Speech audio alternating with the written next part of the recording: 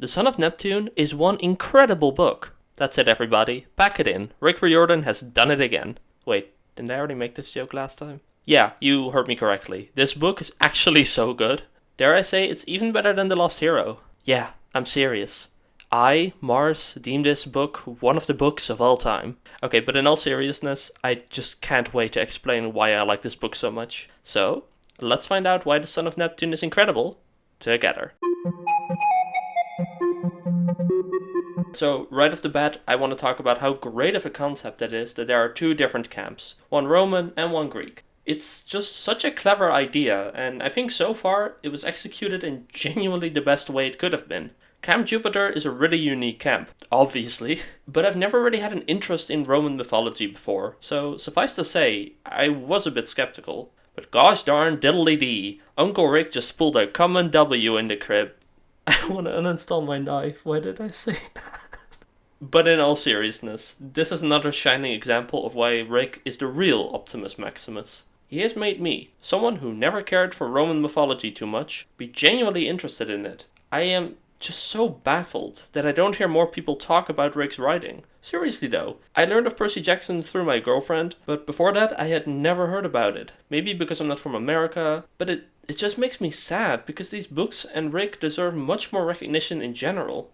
Luckily, I have a feeling that the upcoming show will introduce a lot more people to the books, so that's good at least. But yeah, I loved most of the new characters that got introduced, which I will talk about later, and all the ways Camp Jupiter is different from Camp Half-Blood. I'm not going to go too in-depth, but the differences I found most interesting were the fact that Camp Jupiter doesn't have individual cabins for each god, and just has 5 big ones, and the fact they're much more militaristic and about discipline. I don't really have a strong opinion on whether one is better than the other. They're both valid, and I'm interested to see the clash of the two different cultures in the upcoming book, The Mark of Athena.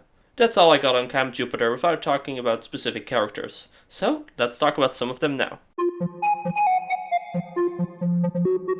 Percy, I missed you! I was just ecstatic to see my boy Percy again. We kind of took him for granted in the PGO series because he was the main character. But not having him for an entire book was really noticeable, and that honestly surprised me. There's just a certain vibe about Percy that makes reading these books way more enjoyable. The best way I can explain it is a sort of childlike wonder combined with a more overpowered tone when shit hits the fan. I have no idea if that made any sense. So anyways, subscribe for more big brain takes. Percy's arc throughout this book was somewhat similar to Jason's from the last book, in the sense that they both went through memory loss, but because that was focused on much more with Jason, the memory loss is much less of a focus for Percy, which I think was an excellent choice. Mainly because we already saw that mystery be resolved last book, so doing this in one again would probably make it feel quite repetitive and a turn-off. So I'm really glad that the focus was more on Percy bonding with Hazel and Frank, with a subtle mix of trying to remember his past life. I honestly don't really know what else to say. There isn't a whole lot to say about Percy because he's not a new character, so I'm kind of drawing a blank. Oh well, maybe if I ever make these kinds of videos on the PGO series, when I inevitably reread them, I can dedicate more time to talking about Percy. But now, enough about Percy. Let's talk about one of my new favorite characters, Octavian. Just got coconut mold. I'm sorry, I couldn't resist. Yeah, newsflash, I also hate Octavian. Wow, shocker! So let's actually talk about one of my new favorite characters, Hazel Levesque. Hazel is just amazing. She's everything Annabeth should have been. Okay, it's not that bad, but she's definitely goddamn amazing. So, Hazel is a child of Pluto, the Roman form of Hades. Now, I'm already a sucker for Hades. He's probably my favorite god, or at least one of my favorites. Something like top 3, maybe top 5. But anyways, Pluto was also cool, surprisingly. We didn't see him a lot, so it's hard to say definitively if I like him or not. But from what we saw, he really cares for Hazel and seems to feel genuine remorse for the curse he put on her because Hazel's mom was kind of crazy. He didn't mean to hurt her, and he warned Hazel's mom about the curse, but she didn't listen. I guess you could say she was a real gold digger. I'm sorry, I'll sue myself out. For the people who haven't read the book for some reason, Hazel's curse is that she can control precious metals and make them appear from the ground, but it's cursed and people will touch it, die under mysterious circumstances soon after. So, get it? Gold digger? I'm so funny, please laugh. I also really loved her backstory. Okay, loved isn't the right word because it's really tragic. It was just very compelling, and seeing her mom slowly lose control and become more and more of a puppet for Gaia because of her own greed and hatred made me feel really sad. She never wanted Hazel to suffer, and in the end, when she profusely apologized to Hazel for hurting her and being the reason for her curse, it got me on the verge of tears. Also, the first time I read about how Gaia forced Hazel to work on Alcyonus's body for days and weeks was pretty terrifying. The way her suffering was worded added so much raw terror, it honestly shocked me a bit when I read it. Just once again, Rick Riordan is a phenomenal writer, and I'm so glad I discovered these books. These stories are just so masterfully crafted in a way that makes me feel sad every time I read them. Why? Because I'm getting closer to the end, and I don't want this feeling to end.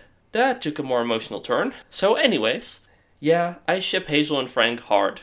They're really cute together, and seeing them open up to each other more and more about both their deepest fears and traumas was definitely a case of domestic abuse on my emotions. But yeah, TLDR, Hazel Levesque is one badass and lovable character, and her bond with both Percy and Frank were heartwarming. Also, the twist at the end that Leo is a descendant of Sammy, who was Hazel's love interest in her first life, made me jump out of my chair and start yelling, "What?"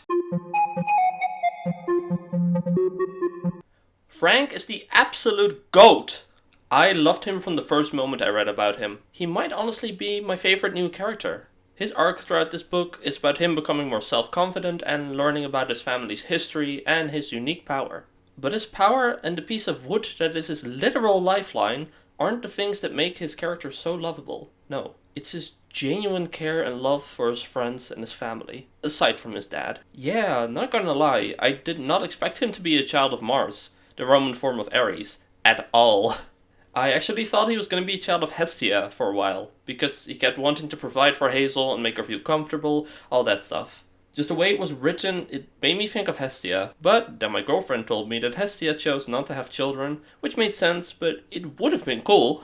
Oh, and the fact his mom died in the war, and well, Hestia didn't strike me as a soldier, and she's also a female, so that wouldn't have been possible anyways. I'm not sure why, but these books make me theorize harder than MatPat theorizes about FNAF. Maybe it's to do with the fact that I'm a bit too invested in this world. Yeah, that's probably it. What was I talking about again? Ah, yeah, Frank. Yeah, he is such a sweetheart, and I just couldn't wait for him and Hazel to be a thing, because oh my god, they are so cute together. And also the fact that they literally stood in Asphodel together for an eternity. I'm just so torn because I genuinely want to see them be happy together, but on the other hand, the reveal that Leo is, I'm assuming, Sammy's grandson or something, it just makes me feel weird. Mainly because I could definitely see Leo and Hazel as a couple too. Oh god, Rick, why do you like toying with my emotions so much? I thought we had a thing! Sorry, where was I? Yeah, I guess I'm just gonna have to wait and see how this will play out in the next book. Most things I wanted to say, I've already said, except for a few things that I will list here, which didn't really fit in any specific category. Like, for example, how much I am looking forward to them going to the original Olympus and defending it against the giants there. Like, come on, that's gonna be so cool, I actually can't wait. And I'm also really curious to the dynamic between the Greek and Roman demigods. I hope they'll get along finally, so we can just enjoy these characters being happy with each other, instead of them tearing each other apart. Also, Alcyonus got defeated way too easily in my opinion. It felt really underwhelming because he was hyped up the entire book and then Orion was like, so anyways, I started dragging. It didn't kill my investment or anything, but it was probably my biggest complaint about the book. Oh, also Daddy Thanatos was there? I'm sorry, when they mentioned Thanatos, I started visibly stimming so hard. I really love the game Hades, and Thanatos is a real fleshed out character there. I know they're not connected at all, but I do not care. Than was also exactly what you'd expect Death Incarnate to be like. Sexy and hot. Sorry, I meant very fair. Death is indiscriminate, and it was exactly the way Death should be portrayed, in my opinion. He was just really fun to see. Last thing is that seeing Nico again was pretty wonderful. He was definitely my favorite character from PGO, so getting to enjoy him again, although briefly, was still nice. And I hope he'll be okay. I mean, I know he will be, but I'm still concerned for my baby. Let me know your thoughts in the comments, as I'd love to read them and do all the generic YouTube things and check out my socials because I am unoriginal. That was already. Thank you so much for watching. It honestly means the world to me, and I hope you enjoyed it. Have a great rest of your day and all the happy chemicals you need and deserve. Bye bye!